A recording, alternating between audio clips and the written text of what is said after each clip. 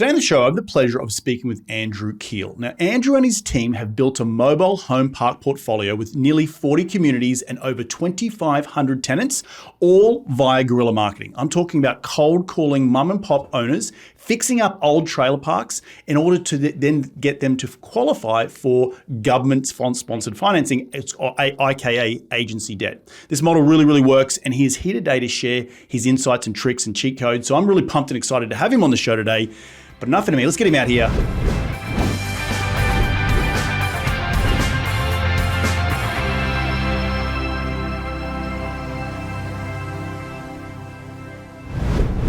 G'day, Andrew. Welcome to the show. How you doing today, mate?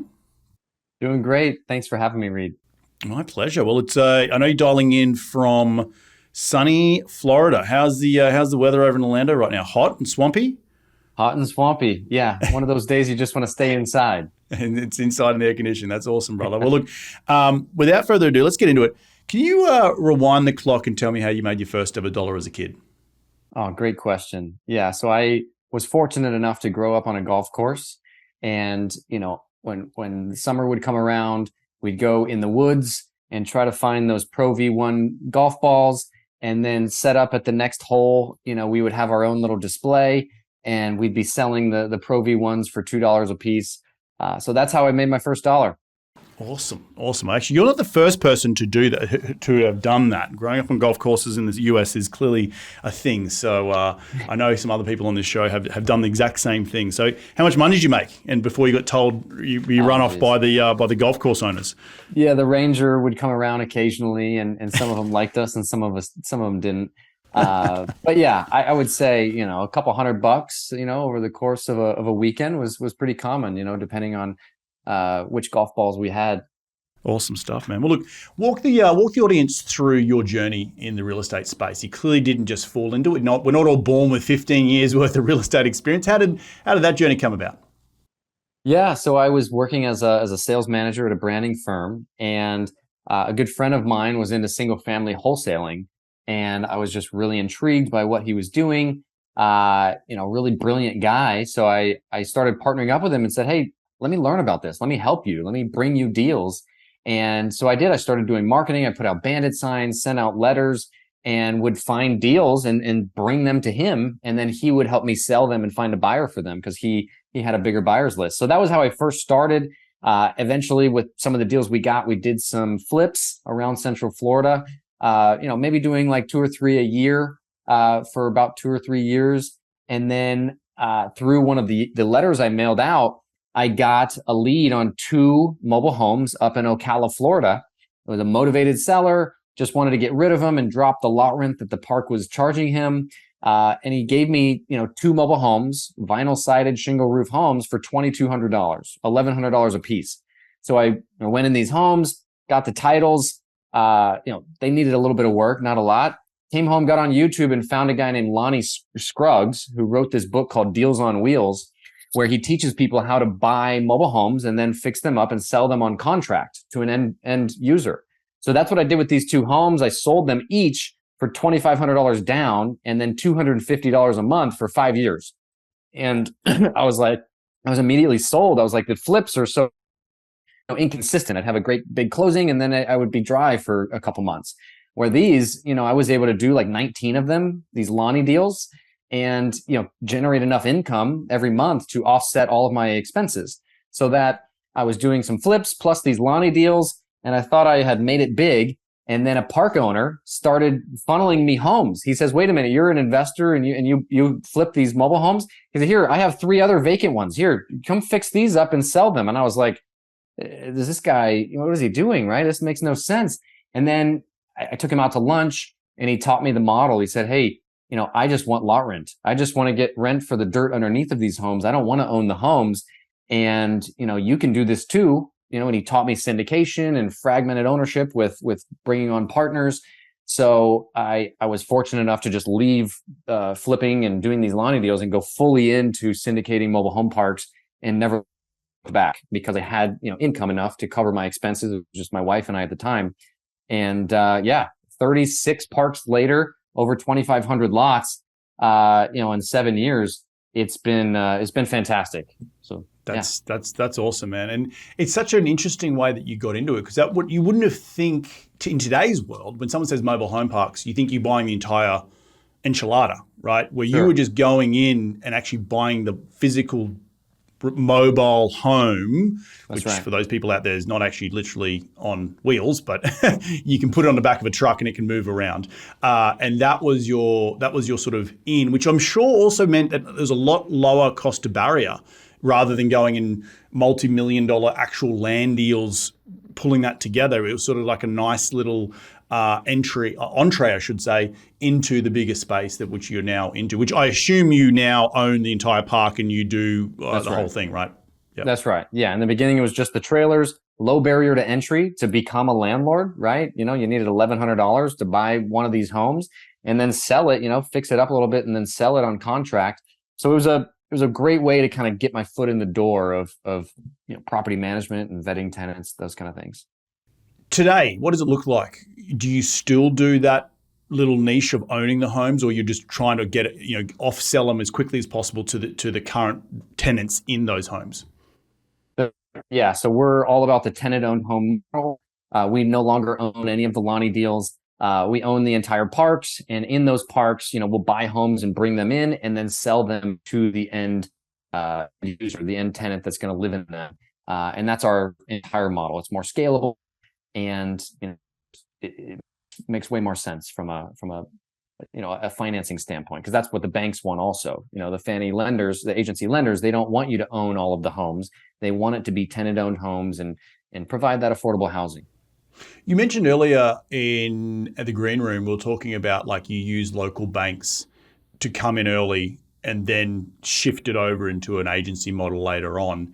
I assume that you're getting these homes, these parks, I should say, where you do own some of the homes on them, and you've got to get them to sort of the rehab, the fix and flip, so to speak, is to off sell them to the tenant, and that takes a period of time. Is that a correct statement of what I'm saying? That is, yeah. Like we just closed last week, actually, on a 136 lot park. We own all of the homes right now. So we're coming in, and our whole model is to transfer the ownership of those homes to the tenants. And we go door by door, meeting the tenants, trying to structure a deal that makes sense for them. And a lot of times, why I love this is because we're able to give these people really great deals. We're not trying to like make a ton of money on selling them the home. We didn't pay for any of the homes when we bought the park. So really, it's like, hey, you're paying $600 a month. Okay, pay that for a year. And on month 13, we're going to give you the title. And now you own it, and you drop down now to $350 a month lot rent. So we're able to give them really great deals. They want to own these things. And these are people with bad credit. A lot of people are crying. They're like, wait a minute, you're going to let me own this home? Like, I never thought I could own anything. My credit is destroyed. So we're really creating a win-win, and that social that social impact really is meaningful. Talk to me a little bit more about the social impact, because a lot of people get into real estate investing, self-indulgent, right? It's to make money, get to make a better life for their family, escape the rat race, blah, blah, blah. How has that evolved for you in the last 7 years since you've been involved in this business? Yeah, I think it all started with Deer Run. It was the first mobile home park that my wife and I bought together. We moved into a house in front of the park and lived there for 3 months as we renovated 14 vacant trailers. I mean, this place was run down. It was gravel roads, and it was just beat up trailers. There was 14 vacant, and we moved in, and we didn't leave until all 14 of those were rehabbed and resold and occupied by new tenants. And then we brought in another, I think it was 22 homes to fill vacant lots. So, being there, my wife and I meeting all of these tenants was a game changer. My wife, we had the stigma at first of kind of, are we going to meet a bunch of drug dealers and bad people? And that couldn't have been the farthest from the truth. I mean, these are great people that either are there by just bad circumstance or are choosing to live there, or, that's just how they kind of have grown up. So it was very interesting. We met a lot of great people. We added value to the parks, paving the roads, getting some murals painted at the front of the parks, new signage, investing dollars into these things that the previous owner, who was 75 years old and just was, taking every penny he could out of it, he never reinvested in this. So it was was kind of a rundown place to live, and the tenants kind of didn't enjoy living there. But now that we've added this new fresh look, these CapEx improvements, it was cool to see them enjoy where they live and be proud of where they live. Right, right. Let's pivot a little bit and talk about guerrilla marketing, right? A lot of people think that in the commercial real estate space, at least in my space, in large multifamily, brokers are the kingmakers, right? And they will assign you deals. I was literally just on a best and final call like an hour ago for 100 units in Phoenix. How have you gone about getting these deals off market? And does it lend itself, the industry of mobile home park investing, to really having the broker model, or is it really you got to go to all these local owners and sort of strike a deal with them? Yeah, that's a great question. I think there is a lot of broker transactions, I would say probably 50%. But then there's also in the mobile home park space specifically, there's quite a lot of deals that happen off market, direct with owners.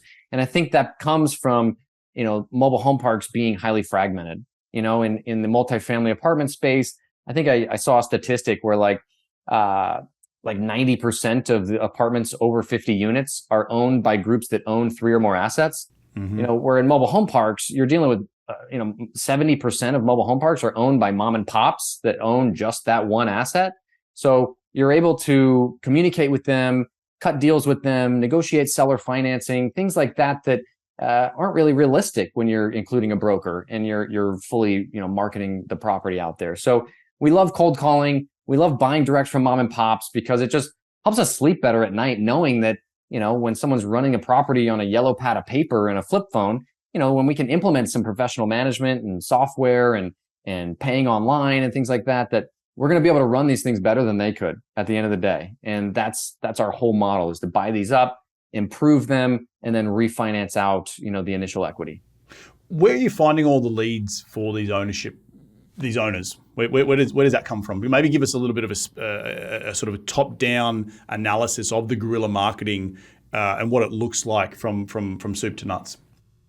Yeah, so I went to this MHU boot camp, Frank and Dave boot camp, many years ago, and he actually gave us a list of like the 44,000 mobile home parks in the country, and we've just now, through years of calling that list, we've fine-tuned it and we've skip traced it, and finding the owner name and contact information and reaching out to them and adding notes in our CRM.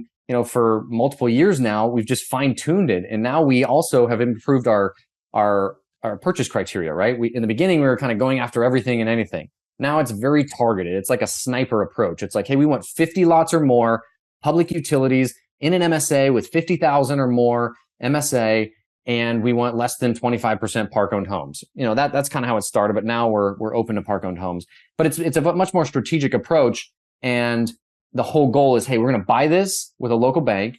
We're going to fix it up, and when we fix it up, we're not just going to just throw money at the thing. We're going to fix it up based on Fannie Mae's criteria. Fannie Mae wants all the hitches removed. They want off-street parking. They want curb and gutter. They want, lot number signs on all the homes. They want specific things. So we're taking that formula and implementing it on these properties so that we can get it approved for that financing, which is best in asset class and long-term fixed rates, fantastic financing that, adds a lot of value. How do you go about the conversation with these older folks who own these parks? Like, I'm sure that's also what's the word? Like, you're planting a seed. It may not necessarily happen on the first call, but how often are you following back up with these folks who own these parks to try and get an off-market deal done? Yeah, it almost never happens, Reed, on the first phone call. Like, I don't think we've ever had a deal that happened right then and there. They're like, okay, yeah, I'll take that price. Send me over the paperwork. It's always in the follow-up. It's always months and years later that they come around to the idea, and it's a lot of timing. We just had a deal. We bought the park next door. It literally borders the park that we own. And we went to her when we bought that park and said, hey, we'll pay you, what it's worth. Let's get an appraiser out here. We'll pay you right now. And she was not interested. Well, she's sick now, and her nephew is running the property, and he doesn't want to run it anymore. It's a mess. It's going downhill. And now it's like, okay, we called at the right time, and now they're ready to go. They're motivated. They got to get rid of this thing because the income is dropping, collections are growing, and they're just more motivated. So it just, a lot of it is timing, being there at the right place at the right time, and building that rapport and having that relationship. Are you using any sort of texting services to like help streamline, and I don't know, it's not 44,000 homes that you're calling upon, but there's a large number. So what are the systems behind that? It's not just you pounding the phones. I'm sure you've got some VAs and some stuff, some tech to help you make that job a little easier. That's right. Yeah. So the 44,000 is like a number of all the mobile home parks.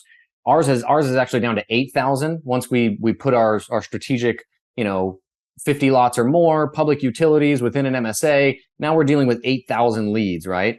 And we also dabble in a little bit of self-storage. So we actually made over 250,000 cold calls last year to commercial property owners. So that's the kind of scale that this has. And that's through 8 VAs that are all part-time. We have a data team that's constantly, we're calling through all the numbers and then re-skip tracing it. So there's 3 VAs, I think, on the data team that are just constantly re-skip tracing. We use texting, where we're texting, occasionally the owner list that we have, encouraging them to respond back and generate leads that way. We're dropping voicemails through, products like Sly Broadcast, where we can instantly leave a voicemail from all the phone numbers of the owners we have. And then we also do some email marketing as well. That's great. Yeah, no, I think it's having that robust system on the back end to make sure that you are building up an asset, because this is an asset not in the sense of a physical asset, but it's a digital asset that the CRM is an asset to your business that makes your business tick. If you don't have this, you don't have a business. You'll be hamstrung. Any multifamily any syndication company needs more deals, right? Mm-hmm. And if you don't have deal flow and you don't control that deal flow, it's very, very tough. I know in the multifamily space right now, like sales are off 80% year on year because of where interest rates are. I'm sure the fact that you've got your CRM working so well, that I'm sure you're still seeing a lot of traction, right? People are getting fed up with the higher interest rates and they're like, okay, now we want to sell. So it's really, really very cool that you've got that down to a fine art and a science. So well done. Moving on to the management side, where are all your parks located and how do you manage that part of it? And I assume you do it in-house because your mobile home parks, it's not just like a multifamily. I can go get a Grey Star or, a Lincoln or one of the big property management companies that can, do the boots on the ground for us. How are you handling that as the Keel team? Yeah, great question. It's all vertically integrated and it has to be. We tried third party a long time ago and it just didn't end well. There's so many moving parts, with people trying to come into your park and buy the mobile homes and move them out. A third-party manager is not going to be as hands-on when a tenant-owned home goes up for sale to kind of jump on that and try to control that and broker that sale to somebody that's going to actually live in the park. So there's just many different nuances like the one I just explained that make it really hard for a third-party manager to do this at scale. There are some out there, but we manage it in-house. We have 23 corporate employees, and then we have on-site managers at every property. So that is really how we're doing this. I think it's really important if anyone is investing with a mobile home park operator, that investing with one that does manage it in-house, because out of all the operators that I know and have networked with, all of the top ones manage in-house. How hard of a decision was that to bring it in-house? Because I know, at least as a multifamily owner, we've got nearly 4,000 doors. It's not something I want to sign up for. It's you're a HR company at the end of the day, right? And it's a pain in the ass. Do you have a throat to choke, so to speak, on the management side that sort of manages all that, or are you still heavily involved in the management side? I'm heavily involved, and that's, maybe it's a double-edged sword, right? I'm in the KPIs. I'm visiting the parks every quarter. I travel a lot. I also, occasionally climb under a mobile home and change the sub-meter. I know how to do all of that just from my time in the space. So yeah, I'm a very hands-on operator, and it has its strengths and weaknesses. I'm sure we could have scaled a lot more if I would have given a little more leash. Yeah, well, I think that's the next question. Do you plan on, firing yourself at some point on the management side to sort of hand it over to someone maybe who could do it even better than you? Yeah, no, I think that's something that we're continuing to grow into, and being able to bring in some high level people with experience. My partner and best friend from high school, John Scortino, he works with me. He's our COO that runs the operations. I'm more investor relations and acquisitions. But yeah, I'm still helping out with operations because it is a moving target. There's always something. There's always a failing metric that we need to jump on right away to give attention. Yeah, no, I love it. You mentioned your wife earlier. How is she still part of the business right now?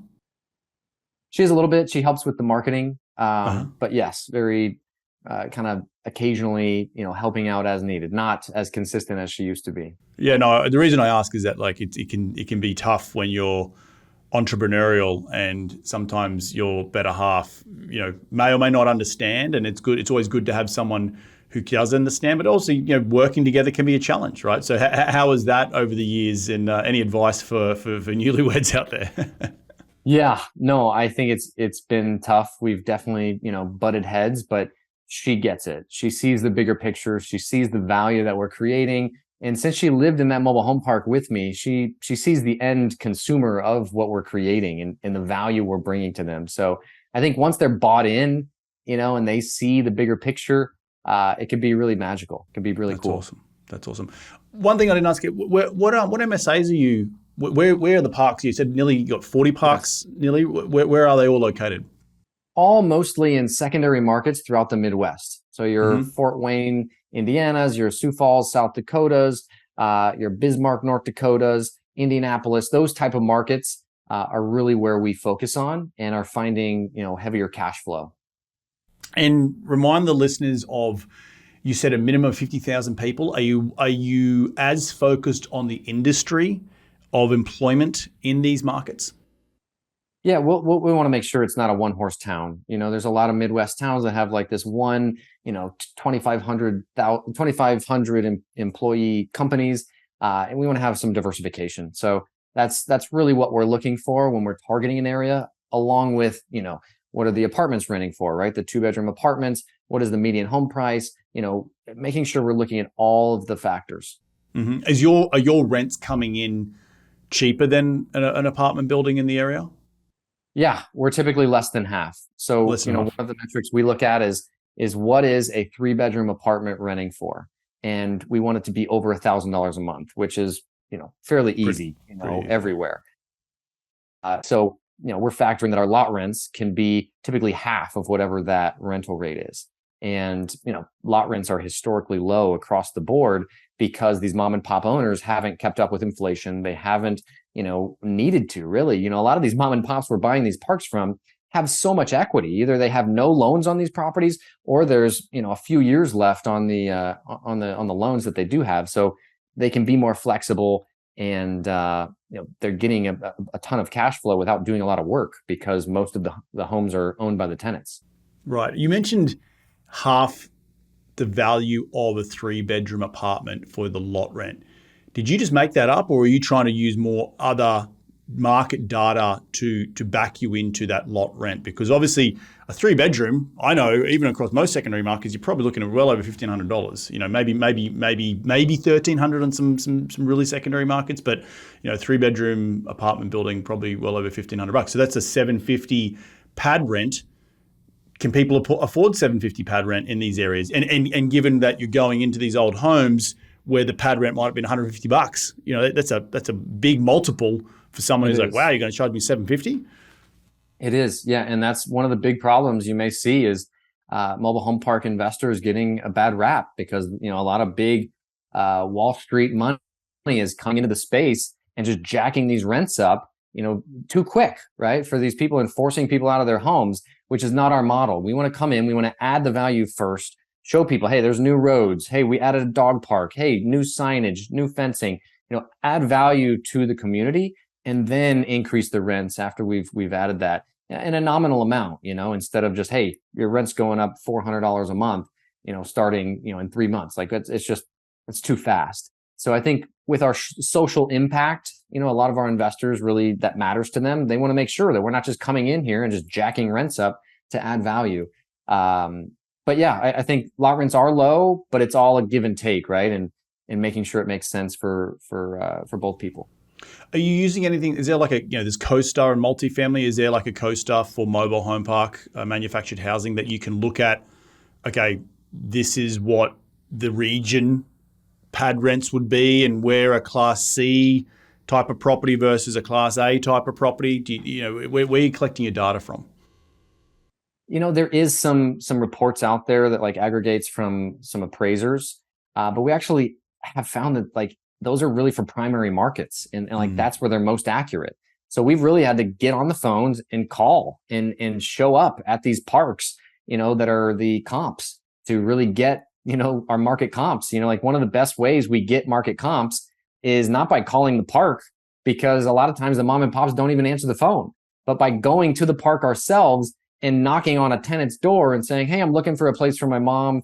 How much is pad rent here?" And that's been the best way that we're able to get lot rent comps. So it's just it's a different, like that fragmentation aspect. It's a different market. Yeah. Moving forward into the next 5 years, what are you planning to do in terms of volume? Obviously, they're not building any more mobile home parks, so there will be a ceiling. Obviously, just 44,000 that you mentioned, that's a lot, but there's obviously a lot of people in the mobile home park space, right? Yeah. So how do you cut out enough for yourself and enough for the team? Yeah, I mean, we're just being super strategic. We're not just chasing deals. Interest rates have affected us, right? It's affected everybody. The sellers their expectations haven't really, gotten to the point where it makes sense to do a ton of deals. So I think we're more of hey, we'll do 5 to 7 deals a year, very choosy with the deals we offer.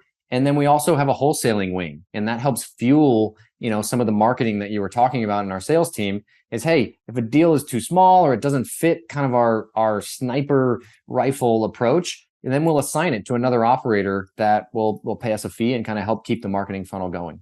Gotcha. Is there any audacious goal you want to get to in terms of AUM or pads under management or anything like that?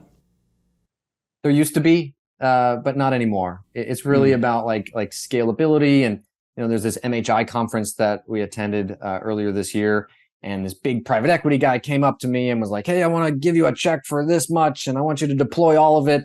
And we ended up talking, and I was like, that just doesn't feel good. Like how many people I would have to hire in the next 30 days to try to execute what you're saying, and it just sounds really stressful. I have 3 little kids, and I think just growing sustainably is just a better fit for us. We've been so blessed. I mean, I'm sure you as well, Reed. Like real estate investing has been such a blessing.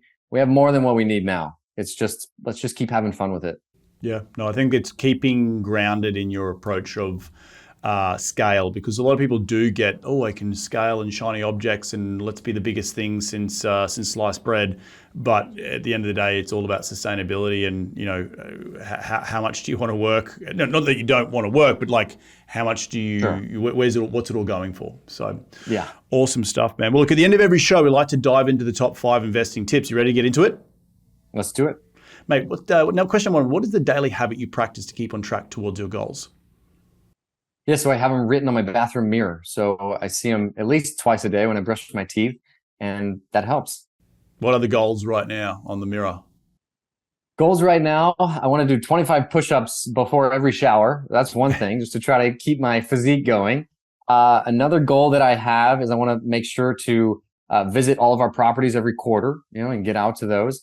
Another one is I want to bring our employees in on more of the equity, in the deals that we're doing, and, being strategic about that. So those are just 3 of the top ones. That's awesome. No, I think that goes back to your sustainability. You have people buying in to the overall company. So that's great way. Question number 2 is, who's been the most influential person in your career to date? Well, I would have to say Ryan Smith of Elevation Capital. Genius, brilliant person. He kind of took me under his wing. He's local in Orlando here, and like really helped me, learn the mobile home park investing business. And his wife, Jamie, wrote a book called Trailer Cash. And that was like one of the first pieces of content I consumed when I got into the business.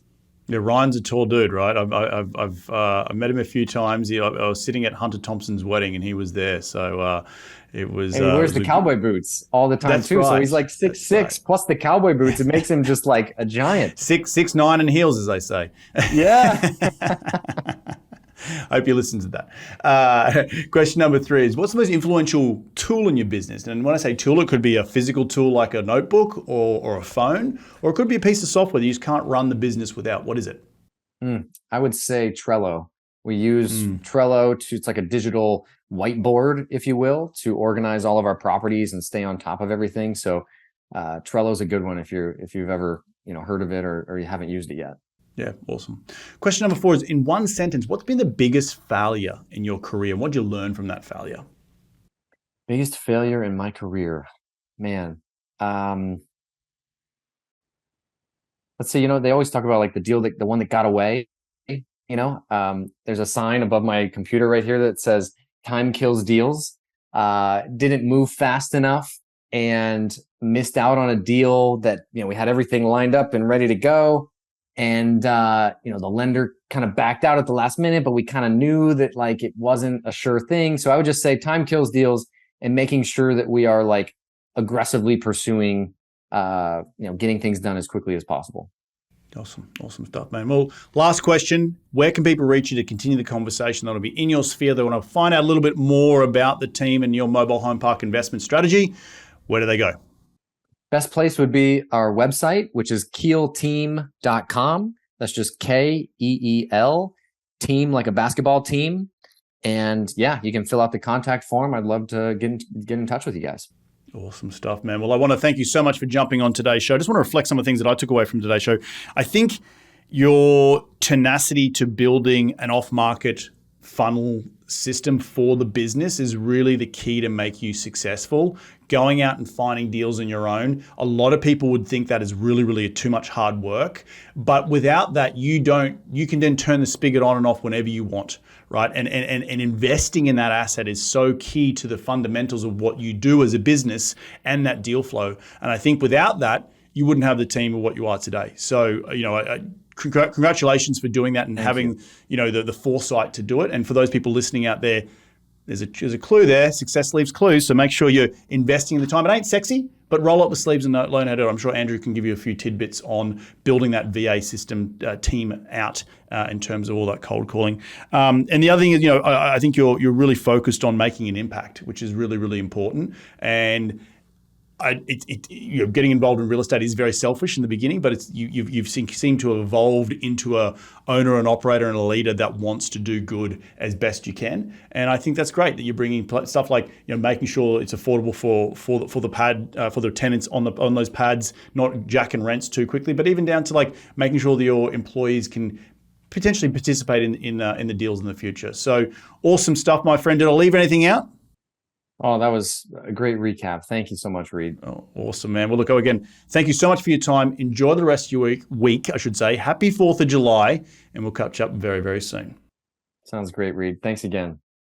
Well, there you have another cracking episode jam-packed with some incredible information from Andrew. Remember, head over to keelteam.com. That's KEELTEAM.com. Check out everything he's doing over there in the mobile home park investing space, particularly around about the way that he is cultivating leads off market, right? And being able to go directly to sellers. It's really powerful. And it's how he's been able to build the success in his company and a sustainable success today and into the future. I want to thank you all for taking some time out of your day to tune in to continue to grow your financial IQ, because that's what we're all about here on this show. The easiest way to give back to this show is to give it a 5-star review on iTunes. And we're going to do this all again next week. So remember, be bold, be brave, and go give life a crack.